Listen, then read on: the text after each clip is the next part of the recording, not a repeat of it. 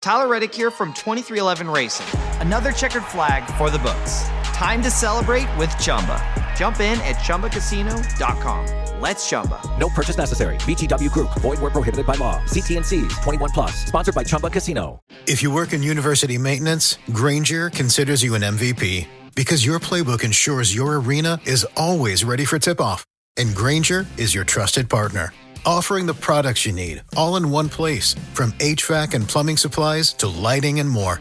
And all delivered with plenty of time left on the clock, so your team always gets the win.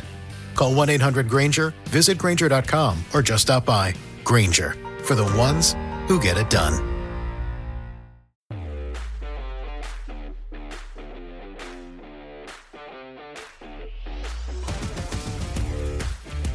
I'm a nobody from nowhere that ain't never done nothing. That's what I am.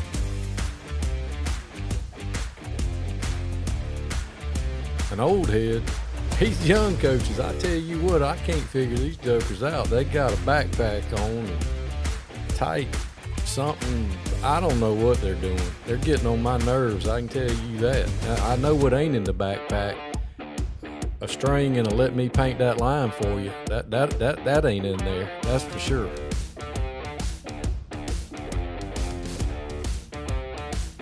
I had a kid the other day. He said, "Hey, Coach, didn't Christopher Columbus write the Pledge of Allegiance?" I said, "He sure did. He also played quarterback for the 1985 Chicago Bears." He said, "Bet." That happened. Sun Coaches, Season 6, where coaches come and tell their stories. Some of them are funny. Some of them is going to help you in your coaching journey. Not everybody has a funny story, but everybody has a story. Hope you enjoy Sun Coaches, brought to you by Titan Sensor.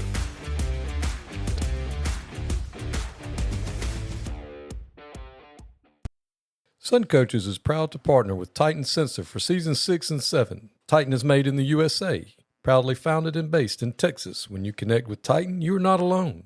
You can collaborate and share templates with other coaches across the country to build reports and foster competition.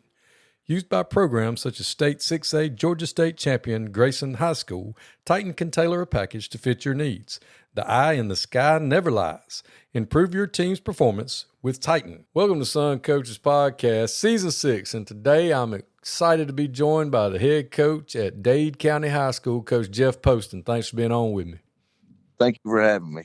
Well, Coach, I know that you are actually an alumni of Dade County, so I don't have to ask you where you're from on the other side of the mountain up there. And when did you graduate from Dade County? I graduated in 1992, and actually I am an alum of Dade County, but I lived when I was a kid. I was born in Asheville, North Carolina. And then we moved to Virginia Beach. My parents got divorced. My grandparents were living here, so we came back to Dade County. And then my mama married another guy. He joined the Army. We went to Fort Riley, Kansas for a year. Came back here for a year of fifth grade, and then we went to Germany. And I stayed in Germany for 3 years, and I came back here for high school. So, man, that's awesome. You've been all over the place. I'm telling you, man, it's I appreciate it a lot too now as a older person. When I was in the fifth grade, I was kind of pissed. I was leaving my buddies and going to Germany, but when I got over there, I loved every minute of it, and I really appreciate that experience now. Yeah, I've never been to Europe. I would imagine as a kid that getting to experience that was probably pretty cool. Yeah, we used to have our field trips. I went to Ludwigsburg Middle School, and it's right outside of Stuttgart. And we lived in the first year we were there. We lived what they call living out on the economy, which just means you rent an apartment from a German family. So we had the first floor, and the owners had the second floor, and their son lived on the third floor. And I've been to a real Oktoberfest. Our field trips in school, we would go skiing up in the Alps. I've been to Berchtesgaden. I've been to Vienna, Austria. Been in London and Paris. And, I looking back on that, how amazing that was as a kid. Like, you just took it for granted. At the time, it's just something you were doing. But now I'll see something like watching Jason Bourne, and they're racing through Vienna, and I'm like, I've been there. Yeah, that's awesome. Crap, you could probably get to Vienna and Paris and places like that quicker than you can get to some of the playoff destinations y'all have had to go from Dade County. You got that right. You get on a train. Everywhere we went, we rode a train, and it didn't take long to get there. So. Well, that's awesome. Well, when you got to high school at Dade County, what all did you play? I know you've been wrestling coach as well at Dade County. What sports did you play besides football? Well, I played football and I played basketball a couple of years, and I ran track. That's the funny thing. I never wrestled.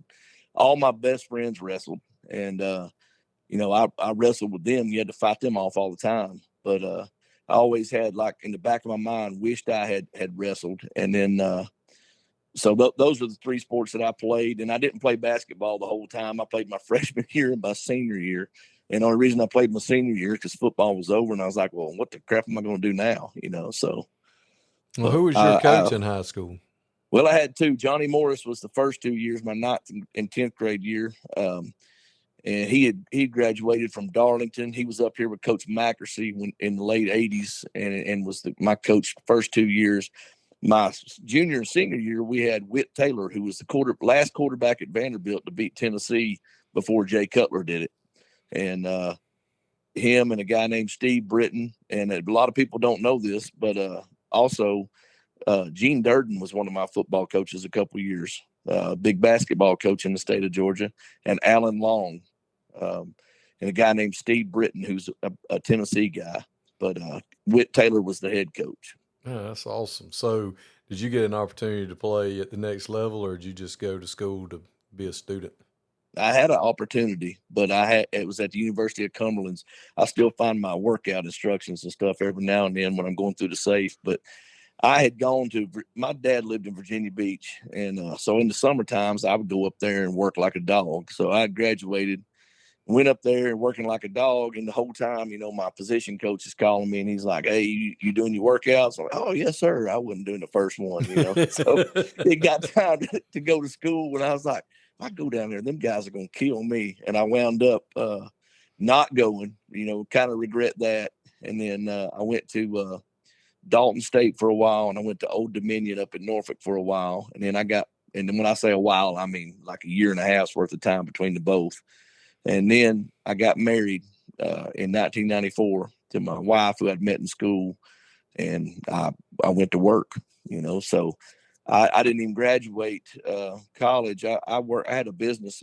I'd grown up in the tile business with my dad, tearing out bathrooms and redoing bathrooms, and so that's what I did. I did that all the way through 2010. I mean, I in 2008, I guess, whenever we bought this house we're in, we bought it in August of 2008, and I think in September of 2008 is when everything collapsed economically, for a while, and so in 2009, I did about 5 jobs.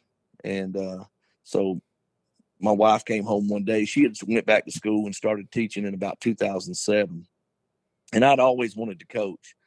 And I told her when she came in, I said, look, I'm going to go back to school, or you going to come home one day and I'm just going to leave you a note on where to find me. Because I was just sitting there watching everything we'd worked for our whole life, bank account every day just drained down, and I thought I've got to do something that's positive. So I went back to Dalton State and finished my teaching degree and graduated in December of 2013.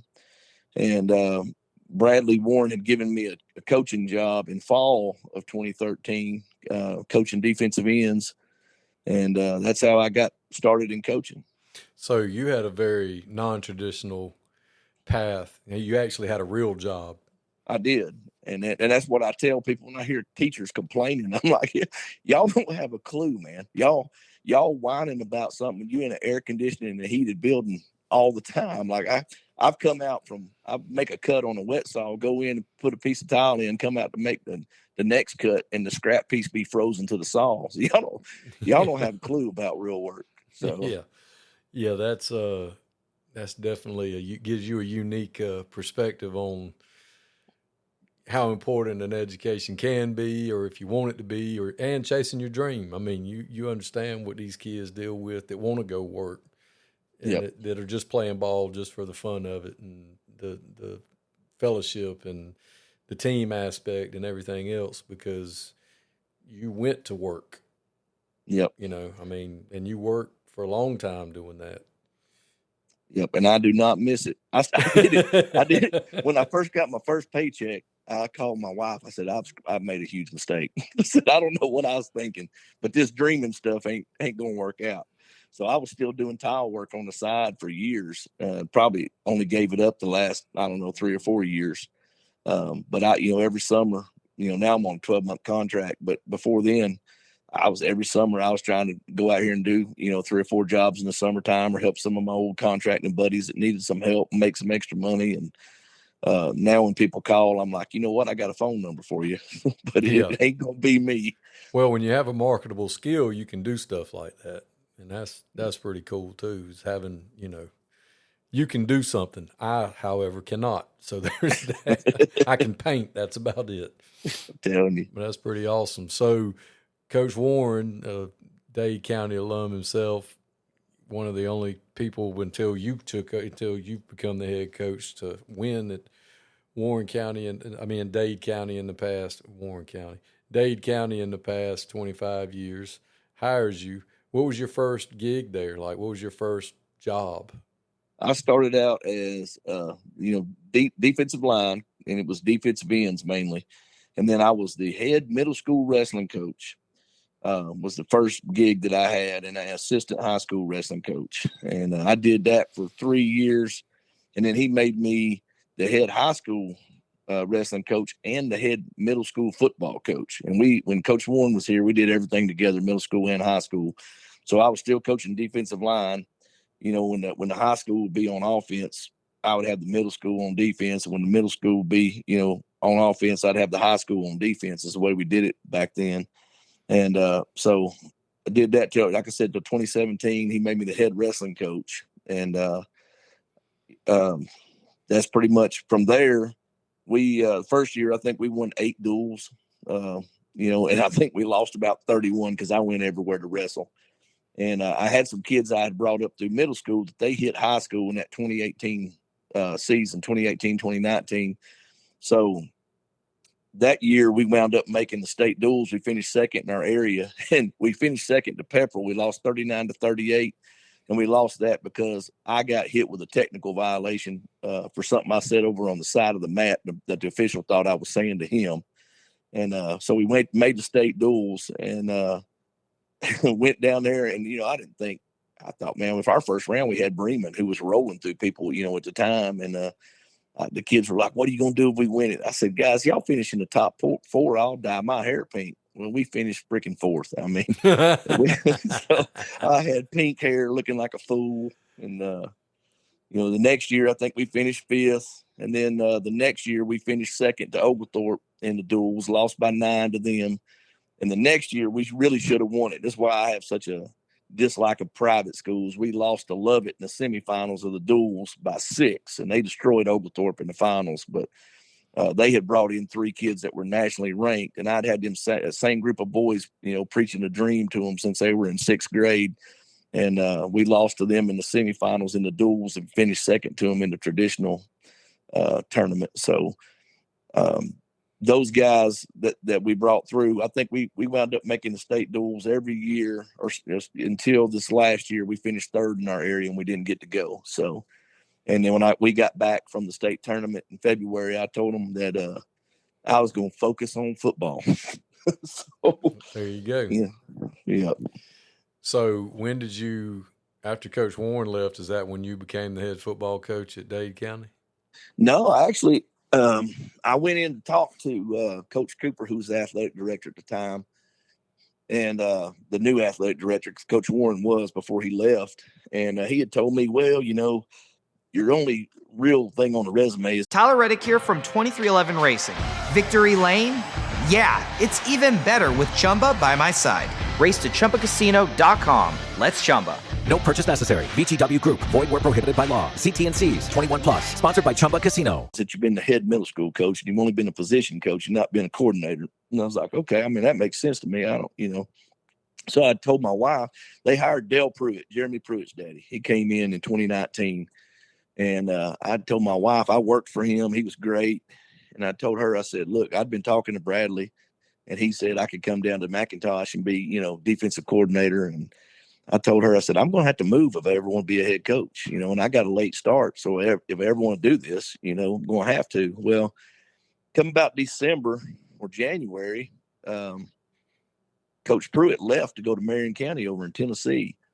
And I didn't think anything about that. I told those guys, said, look, he's 62 years old. This ain't a football factory. This is a place where, you're going to have ups and downs, and you need somebody who wants to be here. And he'd figured out real quick, I might need to go somewhere where they, put a little more into football.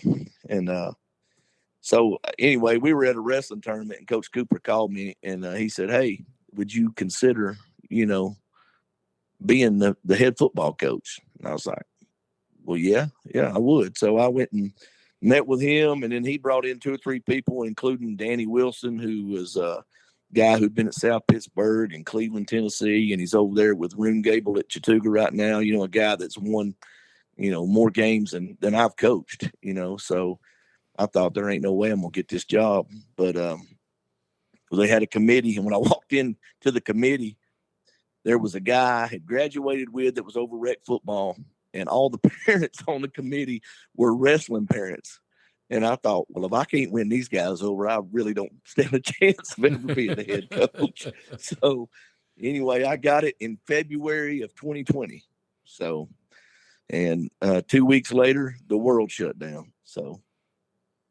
Welcome to your first head football coaching job. Telling you, man.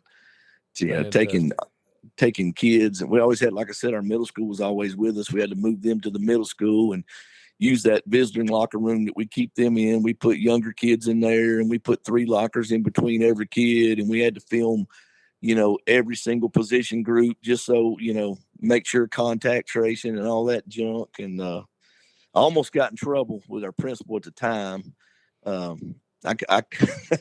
used to call him Jamie Fauci because he would love to send you home, but the first 2 days of school, he sent the entire volleyball team and the entire cheerleading team home. So I told our football boys, hey, look, if y'all want to have a season, y'all probably need to go virtual, because we had virtual school option at the time. Well, my quarterback goes in to the office to get the virtual papers, and the principal's like, what are you doing? He said, well, Coach Poston told us we need to go virtual. I ain't never been cussed on the phone like that ever. Well, you're just being honest. Yeah, I said, well, hell, you done sent 2 whole teams home, man. I said, there's a whole list of contact tracing rules we're supposed to follow.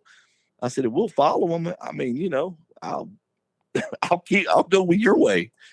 But it worked out, and we only won 2 games that year, but we lost 2 games by 2 points and 2 games by 3 points. And we got hammered by Gordon Lee, and we got hammered by Fannin County. So there was a little bit of progress, but we started 5 or 6 freshmen that year too. So, and then progressed to the next year. We went 7-4, and we played Fannin County for the region championship, and we lost to them by 4 points at their place. We had a kid, Landon Williams, 3-time state champion here wrestler, that one of the best football players ever.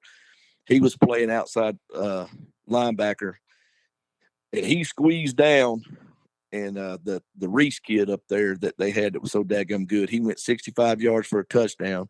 And then they had a linebacker who made some amazing one-handed interception that sealed the game for him. But I'll never forget, like, I was proud because, my whole thing here is, like, I love this place, and it's trying to get these kids to understand that, just because people on the other side of the mountain say you ain't no good at something don't mean you have to accept that. You don't have to let that be your ceiling. And so we fought, and that was something that I've been proud of is we may lose, we may have down years where our kids ain't as good, but most of the time when we go out there, we're going to try to smack you in the mouth. And that a couple of years ago, we had to play Bowden because we had lost a team from North Carolina we were playing. And that's one thing that Coach Finley always tells me when he sees me. And they beat us. We were up 15-14 on them at one time, but they wound up beating the crap out of us. But he said, our kids ain't never been hit in the mouth like you hit them in the mouth. And I thought, man, that's a team that's just won 3 state championships and everything they do in the weight room, I'm trying to watch it on Twitter and write it down and emulate it. And I was pretty proud of that. So Yeah, for those that don't know, especially younger guys out there, Dade County is the county in the top westernmost corner of the state of Georgia, and to get there, you've got to go either around or over Lookout Mountain. Yep. To get there. And I have a story for you, Coach. So I'm at Temple coaching baseball, and it's our first game. So we're going to play, we're in the region with Dade County. So we're going to play Dade County, first game of the season, full region schedule. So we leave at like lunch because we're supposed to play 2. And we leave at lunch, and we go up there and we stop in Cartersville, and we eat, feed the kids. Everything's great. We rock on up 75, and about the time we get to Chattanooga, we come to a screeching halt. Yep. A tractor trailer truck had jackknifed in Tennessee, somewhere on the other side of Lookout Mountain, going around the mountain. Yeah. So we're stuck. We were 12 miles away. It took us 7 hours to get from Cartersville to Dade County High School. Wow. And we pulled, they kept calling me. They're like, Coach, where you at? Coach, where you at? And I'd stop. And at the time I smoked like a chimney. And I'd get off the bus, smoke, because we ain't going nowhere. For some reason, somebody decided it would be smart if we got off the interstate and then cut across and went through Chattanooga and just went up Lookout Mountain and went around that way. So we're in downtown Chattanooga, and coaches are calling me. They're like, well, the officials are here. Tell me where you're at. And I'm like, I don't know. I'm in downtown Chattanooga. I'm from Augusta. I got no idea where I'm at.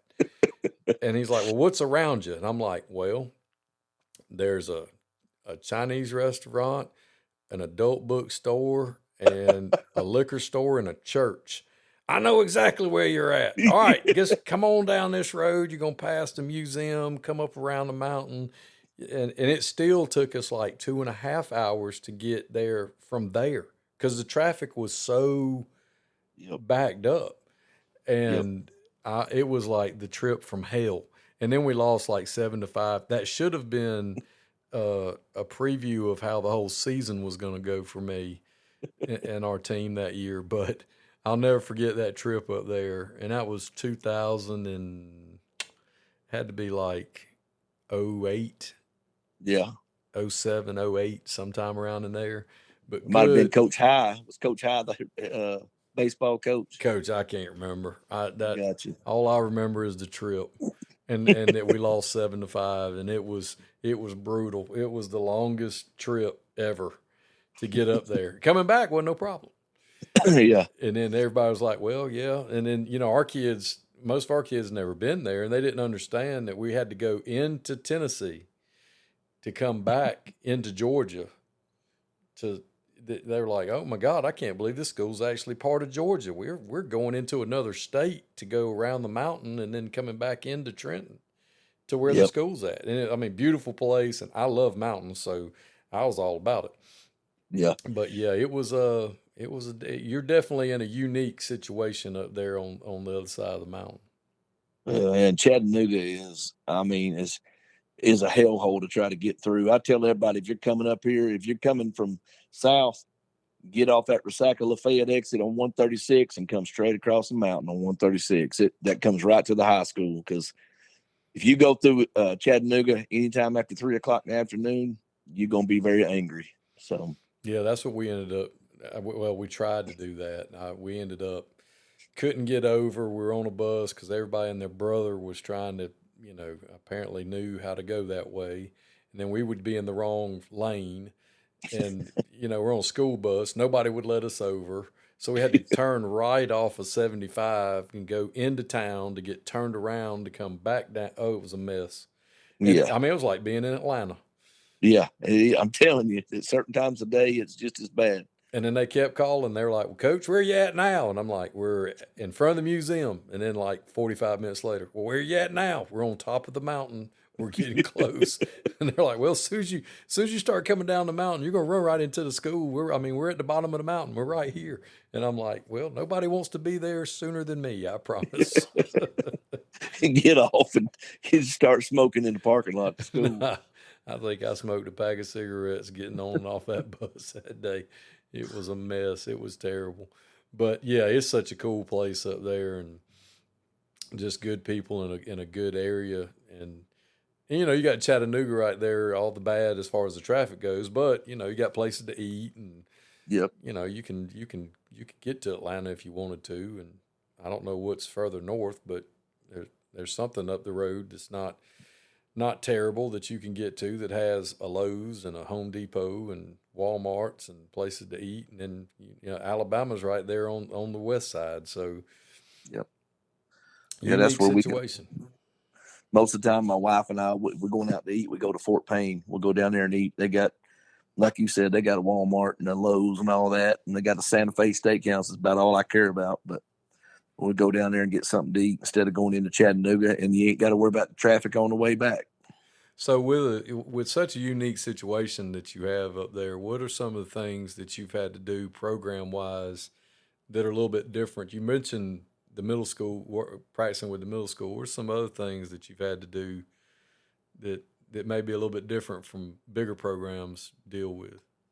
You know, a lot of times, like this year, we've got about 45 kids. You know, I think the most we've ever had is right at 60. So you're always like, we got to start young kids. You know, I know we're not the only people unique to have to start young kids. This year we'll have a pretty much entire sophomore offensive line. I'll have one kid that I moved to offensive line who's going to be a junior, but moved him there kicking and screaming. But I'm like, Lord, dude, if you don't, I don't know what we'll do if you don't. But yeah, we practice, you know, with middle school. We try to bring them in and practice with us and try to get them to do what we do. That's been a little harder here lately because the middle school league changed their game days to Tuesdays, and it used to be on Thursday, and you could have everybody at practice, you know, have position groups where you run middle school through that, but it's kind of a pain in the butt now. So if you had a middle school coach who was also a varsity assistant with a game day on a Tuesday, that's one of your biggest work days varsity wise. So it's almost impossible to do. So, you know, those are some things that we have to do. And, just the, you know, I know we're not unique to having to raise all our own money and all that kind of stuff. A lot of people have to do that. But the travel situation, nobody wants to come to us, and we got it, you know, but they want us to go to them all the time. So, those are some things that, you know, I don't think people. Tyler Reddick here from 2311 Racing. The rush of racing? Nothing beats it. But Chumba Casino comes close. Chumba's got fast spins, fun games, daily bonuses, and all the action you can handle. Now that's a ride. Ready to hit the throttle? Get in the driver's seat and head to ChumbaCasino.com. Let's Chumba. Sponsored by Chumba Casino. No purchase necessary. VGW Group. Void where prohibited by law. 21 plus. Terms and conditions apply. Really understand too, like most places in the state of Georgia, your coordinators are going to have extra days. Some of your position coaches are going to have extra days. You know, your head basketball coach, all those guys are all going to have extra days. You can use that to get coaches in. Well, we don't have any of that. So it's hard to get coaches in here unless they're retiring out of Alabama. You know, we just got a good coach that worked in Fort Payne and Birmingham and down in was head coach at Valley Head for a while. We just got him this month. You know, he's a retiree out of Alabama. And if it's not for that, I mean, it's just hard to get guys up here to coach. You know, we just had a girls basketball coach. You know, Gene Durden was here forever. And some things that happen around here, I say, well, that's the ghost of Gene Durden. You know, people still think it should be that way. But whenever the basketball coach left this year, and all those girls, you know, those women now that played for Gene, they're pitching a fit about what they want out of a basketball coach. Well, I downloaded the Buford pay scale and, you know, what them dudes make down there and gave it to our athletic director. I said, when they come in here next time, let them take a peek at this. The jokers ain't coming up here to coach basketball at Dade County. So those are some things that we have to deal with. Mainly is just the pay is probably 15 years behind most places in the state, and I wish that we could get that fixed. But I think it's probably going to be another 5 or 10 years before we get it fixed. What were some things when you came in? I mean, you played there, you started your coaching career there, and your kids probably went there. And what were some things that when you took over as the head football coach that to put your own spin on it, that you've done a little bit differently? Well, when Coach Warren was here, he ran, that double wing stuff that he loves, and jet and all that stuff. And when I got here, we went to the spread. And the reason I did it is because we always struggle with numbers, and some of your best athletes in the school that you need to play are basketball guys, and they don't want to line up out at wide receiver and block and get 2 balls a game. So we went to the spread, and the numbers have gotten better. This year we're kind of down numbers. We've only got like 7 seniors and maybe about 6 juniors. Everybody's freshmen and sophomores. This is the lowest numbers we've had since the first year when we had 30-something. But I changed what we do on offense, and that seemed to build a little bit of excitement, and I try to take the kids, like every year we go to the University of Georgia, go down there for 7-on-7. We played Marion County in Tennessee. We played Swain County up in North Carolina. I try to take them play. We played Athens Academy over there in Athens, Georgia, even though we had no business playing them. Kirby Smart on the sideline. I promise you he wasn't there to watch our kids.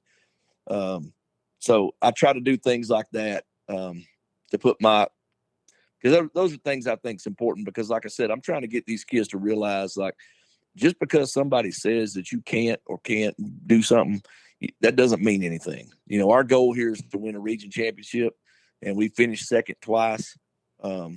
Since I've been here, I'm proud of that. We made the playoffs 4 years in a row. That nobody had ever made it 2 years in a row beforehand. I'm proud of that.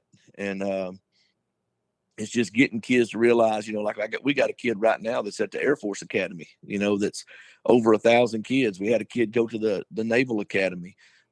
We've had people win Grammys in this county, and they just, I don't know. There's just like a mindset here of, well, it's just Dade County. There's only so much we can do. And that's the thing that I fight the most every day, and Coach Warren fought it as well. His personality is probably just a little bit different than mine. He's more of a blunt type person, I guess. And I guess I try to pull people along a little bit longer, than what he did. And, anyway, those are the things that I'm trying to change. What how do you work the weight room? Do you get all your guys in the weight room, or is that something that y'all aren't able to do? We get them all in there, but it's in different blocks during the day. And I don't run the weight room. I try to poke my head in there. For several years I did a 6 a.m. workout and brought everybody in that I could get in, and then those kids would actually work out twice. We tried to not do what they were doing, in class in the morning workout. But we've got a guy that runs our weight room who's actually the head softball coach now, and he's done a good job the last couple of years, and we're finally getting our strength numbers back where they need to be. We'd kind of dropped off for a minute, but we get them all in there, but not at the same time. I wish we would have something. I've tried to get them to give us a 0 period to bring all those older football guys in, like at 6:30 in the morning or something, but I can't. That's one wall I haven't been able to knock down for some reason. Yeah, that's tough when most of the people you're competing against, at worst, they've got 2 blocks where they're getting varsity guys in one and younger guys in the other one, and you're just happy to get them in there, period. Yeah, and I mean, they may have it 4th block at the end of the day and then turn around and have to practice, so it's just that's a pain in the butt. Balancing that is something that really needs to change, and I'm just going to keep asking until they get tired of telling me no. That's a good philosophy. So what did you do? Like, how do you do spring up there? Have you changed it over the years, or do you stay with the same formula? Do you play each other for a spring game, or do you try to go out and find somebody else to play? We have played other people, and this spring was the most frustrating spring I've had. Our superintendent has moved our graduation back a week, which really at the time I didn't realize what a pain in the butt that was going to be for trying to have spring practice with everything that's going on. You had to back spring practice up, and we played Southeast Whitfield for 3 years, and then the last 2 years we played Plainview, where Dale and Jeremy Pruitt are, and I like having a game for them to play. The main reason I want to get spring ball is to try to get the 8th graders there, and get them, kind of used to what we're doing and get the expectations, communicated to them. But, and that's the main thing in spring that I'm looking for, is try to get 11 guys on offense and 11 guys on defense and find out if somebody can help us. But with the way the graduation's been moved back, now you got track where kids are still running track, and we ain't had to deal with baseball. We ain't been very good in baseball in a couple of years, but the 8th grade stuff, believe it or not, some of the most aggravating things to deal with. The 8th grade track goes longer than the dadgum high school track. And then you got an 8th grade trip they do every year, either in Georgia or to Washington, D.C. or whatever. So I actually had thought after this spring, we had so much rain and stuff too, that we really only got 6.5 decent practices in. And, I thought, man, next year I'm not doing this. I'm just going to wait until June, and I might have to run down some 8th grade kids that ain't used to, don't know who I am, and that I expect their butt to be there at 7 a.m., come the first week of June. But I still think that as long as that date of graduation's moved back, it's just a hassle. And I don't know. We don't have enough kids. 1 year our quarterback was a hurdler, and we're in spring practice, and we didn't have a quarterback the first week, so it's like, I don't know if I want to fight that battle anymore. Well, that's what I was about to say. You got to share athletes so much at a school like that, and you want the kids active in everything. And you said earlier, some of your better athletes playing basketball, and well, if they're doing that, they're probably doing something in the spring too. Oh yeah, they are, and that's another thing. We got a new boys basketball coach, really good friend of mine. He coached football with me for a while. And so the last 2 years, the activity in June has skyrocketed for basketball. Well, we had gone to Georgia, and we got those Titan sensors this year. We got about 15 of those things, and so we're looking at the data on the computer or whatever coming up from Georgia. Well, the next day, those guys were supposed to go play 3 basketball games somewhere, and I called up the basketball coach, and I'm like, "Emmett, hey man, this dude right here ran 4 miles yesterday." Yeah. I don't know if he needs to go play 3 basketball games. So that's another thing. I may have to, look at June and really scale June back, because I want basketball to be successful. I tell them all the time, I want to win a region championship in everything. I want football, basketball, wrestling, baseball, tennis, track. I want a region championship in everything, but I think sometimes, maybe in June, maybe all I ought to do is just open the weight room twice a day, like in the old days, and let kids come in and lift, and let them go play 100 basketball games, Yeah, because at least they're doing something. Right. And those Titan sensors are awesome, because they let you it's great that you have that, because it lets you gauge. Yes, that's been a huge tool and we're still figuring out what the heck we're doing. I want to have to get on a Zoom meeting or something with Coach Mullins, Dan Mullins, and be like, "Hey man, we're dumb up here. What do we need to be looking at?" But I know one thing: when I look and the kids ran, 3.5 miles in a day, that joker probably needs to have a little easier day the next day. Right. I'm just guessing. So, and that wasn't even counting the basketball games those kids had been playing, because they played. We went to Georgia on Wednesday. Well, they played games on Monday and Tuesday.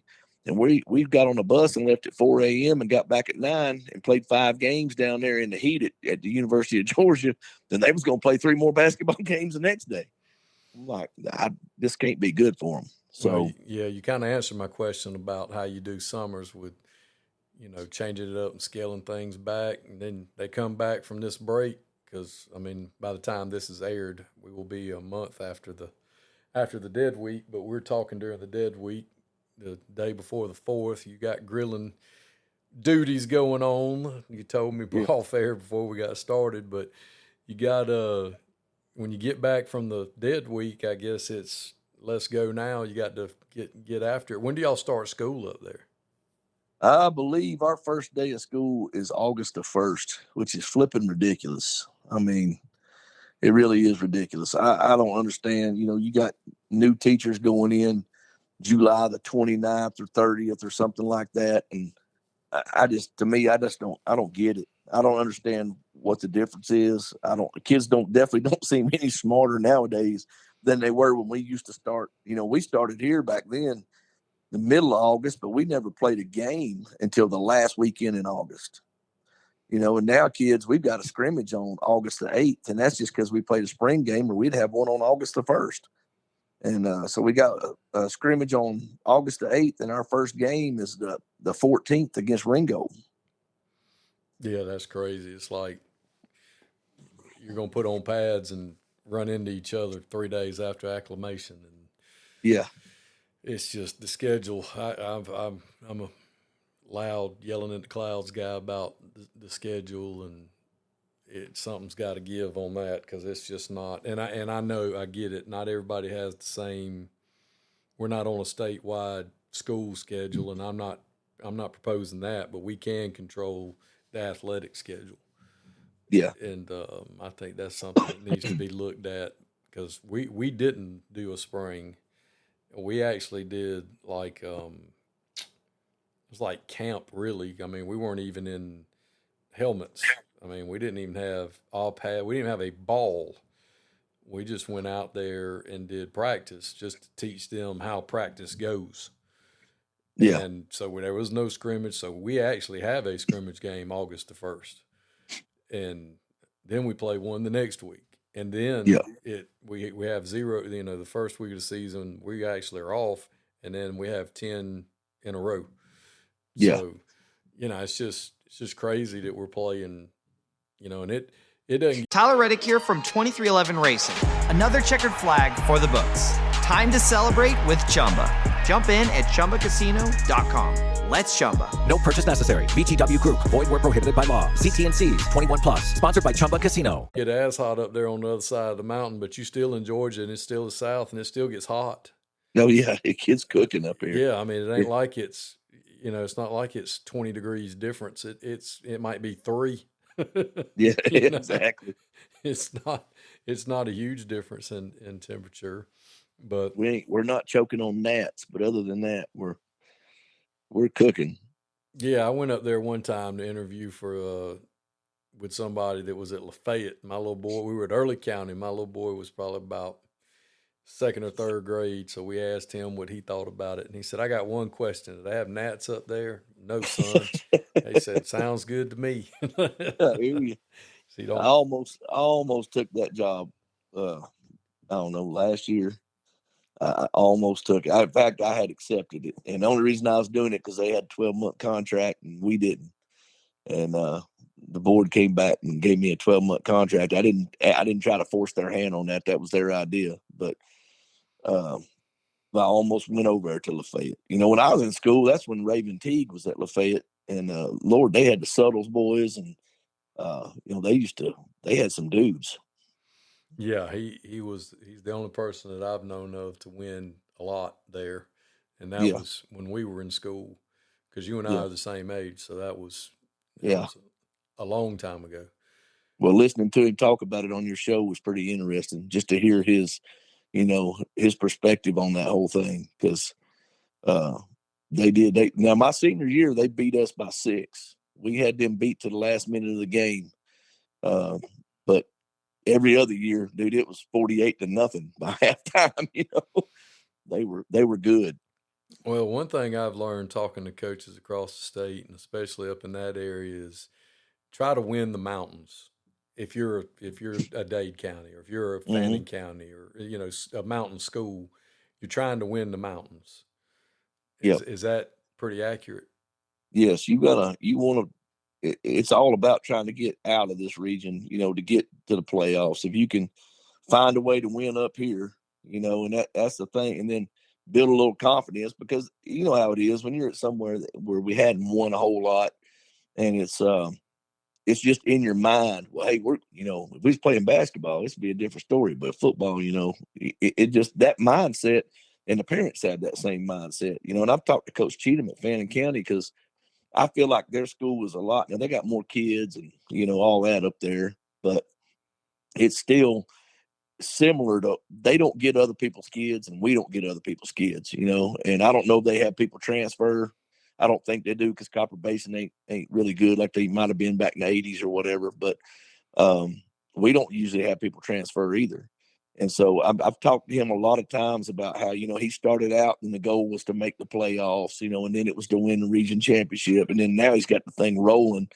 And so I talk to him often about, those steps. And, every time he's like, you're doing just fine. Don't second guess it, all that stuff. But yeah, you're exactly right. You've got to, they had a mindset, a mental block, in my opinion, about the reason they came over here this way is they didn't want to play Rabun County.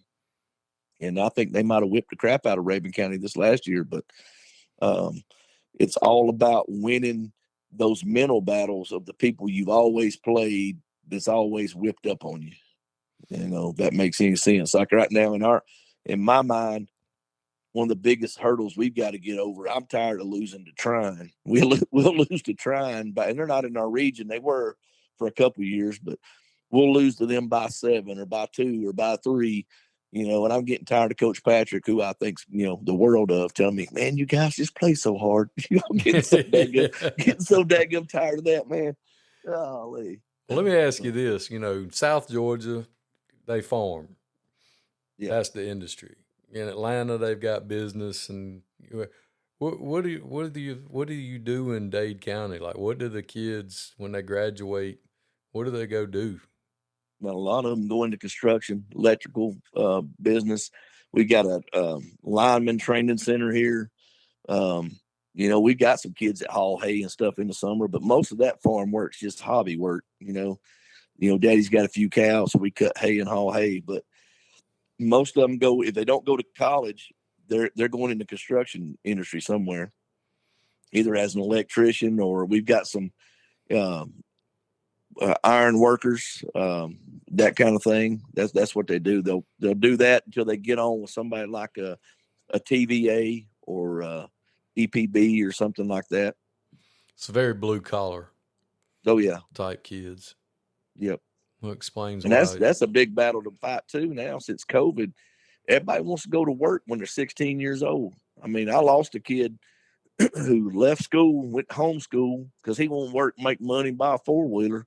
Was a kid that would have been, in my opinion, an all-state, single A all-state kid as junior and senior year, and never played as a junior or senior. Started as a freshman and sophomore, but wanted to go to work so he can buy him a 4-wheeler, and went to homeschool and, works with an excavating company, every day of the week. Making good money. I'm telling you, at $12 an hour seems like a lot in the beginning. Yeah, when you're 16, 17 years old, it is. Yep. I imagine. Well, totally off subject. Tell me how you really feel about people in public with companion animals. I was sitting at Cracker Barrel this morning and looking at an older couple, and I wasn't gonna say nothing. This guy you could tell he was a Marine, had been a Marine, older gentleman. He could bring his dog any dang where he pleases, as far as I'm concerned. But I'm sitting there looking, and they've got a stroller that says service dog, do not pet.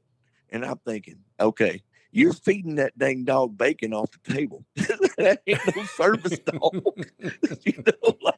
I just wonder, when I was a kid living in Germany, that's one thing that I always you go into a McDonald's, well, heck, they'd have a dog in there. And I was like, man, at least we don't do that in the States. Well, that's gone out the window now. Now we got dogs everywhere you go. You go grocery shopping and you run into 2 or 3 dogs. Yeah, I go into Lowe's and I see people carrying around a little pocket whatever. Yeah. And it's their emotional support. Or I've been out to eat before with people that have a Sharpoodle or I don't know, some little ragged dog, little old cute little dog. And it's their emotional support animal in a restaurant. And I'm like, what are we doing? I'm telling you, man. And they're our age. I'm like, you're Gen X, man. Suck it Yeah, up. I mean, I exactly. get it if you were military and you have PTSD. I am not making light of any of that. I get it. Right. But I'm Yeah. talking about people that are just regular people Yeah. that That's are what. just walking around with these animals. And I'm like, Yeah. and then my son, he told me our cat, Smoke, he told me last year, he said, well, he's my emotional support animal. I looked at him, I said, shut up. Yeah. We don't have, you ain't got one of those. No. And I told him No, yesterday, I said, look, son, we were talking about not having to spend as much money. Like we were going to buy something I wanted to find something to make the plastic on the golf cart look better because it's faded. So Yeah. we were in the parts place and I was looking at all the different types of Armor All products and different, companies. And this man sitting there talking to me about them. And I finally looked at him and I said, well, WD-40 will do the same thing, right? And he just kind of looked at me and smiled. He goes, well, yeah, WD stands for water dissolved. And I was like, that's what I thought. So Yeah. I said, I got a pile of that at the house. So we get back in the truck and I look at Grace and I said, well, that just saved money. And you're an only child. And the cat's going to be dead. So when I'm dead, guess who gets all the money? Me. Right. So the more we don't spend means more for you later. Doesn't that sound like a good idea? Yep. So He understood that, man. yeah, he got that math. That he could figure that out. But when he hit me with the emotional support animal, I try as many times as I can to let him know that the cat ain't gonna be here forever. God, I'm telling you, And I don't man. want to hear about this emotional support animal. But I saw your thing on Twitter, and I was like, we are going to discuss Coach Poston's stance on emotional support animals in public restaurants. I'm telling you, man, all the safe spaces and softness. I'm like, why do you want to just go cry all the time about stuff? I had some kids a couple of years ago. They're like, well, we're depressed. I'm like, you know what would help? If you stop hanging out with this guy who also acts like he's depressed and y'all stop talking about being so depressed. Yeah. Get off your phone and that's happy. go outside and play. Yeah. Go do something with somebody who's happy. See if it don't make you happy.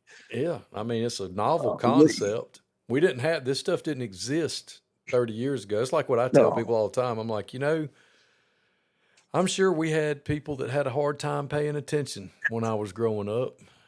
But ADHD wasn't a thing. No. Your mama just kept hitting you with a stick until you figured out how to function and pay attention. Did that mean we weren't hyper? No. Did that mean we probably didn't have what would be diagnosed as ADHD? No. But we figured it out. Yeah. Now the way we figure it out is let's drug them. Yeah, I can't stand it. And I can't stand it. I told mine, I'm like, I ain't giving you nothing. You're just gonna have to figure it out. I'm not dealing with you. Sorry, dude. Yep. I raised him like it's circus 1982. That's the way I raised mine too. But I don't know if I'd have told my dad or my granddad, if they'd have told me, hey, go out there and split that wood, and I'd be like, well, I feel a little depressed today. I can't imagine what that would have went like. Well, you let me know how depressed you are when you get through splitting that wood. Yeah. How about you depress this axe into that log right there? That's right. As many times as you need to till you don't feel like that anymore. Yes, God, this gets on my nerves so bad.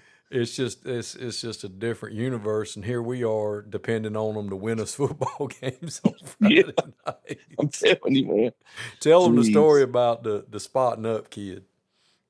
Oh yeah, we're down there at Georgia, and it's all my young kids. I want to play. We go somewhere, I'm gonna play them. I don't care if that means we're gonna get our eyeballs, and we're out there playing. And so I put them out, and I'm drawing up plays like we did as a kid on my chest, like we're in the backyard with these young kids. Because I told one of them, said, "Can I play X?" Yeah. Well, he went and lined up at H. Like, all right, that'll work. Anyway, so I'm like, here's what you got. You got a out, you got a post, you got whatever. So I want you to go spot up right over the quarterback. This joker, when the ball was snaps, comes running behind the quarterback in a 7-on-7 at the University of Georgia. Oh my God. He said, I thought you said you want me to spot up behind him. I was like, now what play we gonna run behind you? You made it look like we're running the reverse, man. Yeah, trick play. Oh God, It's fantastic. See, it's not just this is not endemic to one area of the state or one part of the country. It is who we're dealing with these days. no, I hear y'all tell stories when I'm listening. These When kids I'm are different. mowing grass, and listening to your podcast, and they'll be talking about kids. I'm like, we got the same thing. We got the same thing going on. Yeah. Makes me feel a little better about it. Yeah, you're not alone. Well, Coach, I sure do appreciate you coming on and sharing your story from blue-collar roots to going and working in a real job to deciding to come back and pour into the kids of your alma mater, and amazing journey you've had and the success y'all are having up there on the other side of the mountain. I can't wait to see what you guys do this fall, and it sure has been fun talking to you, and I sure do appreciate you coming on and sharing your story with us. And I appreciate you letting me do it. Thanks, Coach. Yes, sir.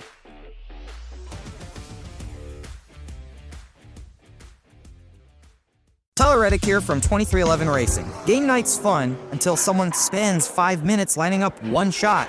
Chalk, breathe, re-chalk, still aiming. While they figure it out, I fire up Chumba Casino. I can spin anywhere, anytime, and there's always a new social casino game every week. Spins happen way faster than that shot. Play now at ChumbaCasino.com. Let's Chumba. Sponsored by Chumba Casino. No purchase necessary. VGW Group. Void where prohibited by law. 21 plus. Terms and conditions apply. When you manage procurement for multiple facilities, every order matters. But when it's for a hospital system, they matter even more. Grainger gets it and knows there's no time for managing multiple suppliers and no room for shipping delays. That's why Grainger offers millions of products in fast, dependable delivery, so you can keep your facility stocked, safe, and running smoothly. Call 1-800-GRAINGER, click Grainger.com, or just stop by. Grainger, for the ones who get it done.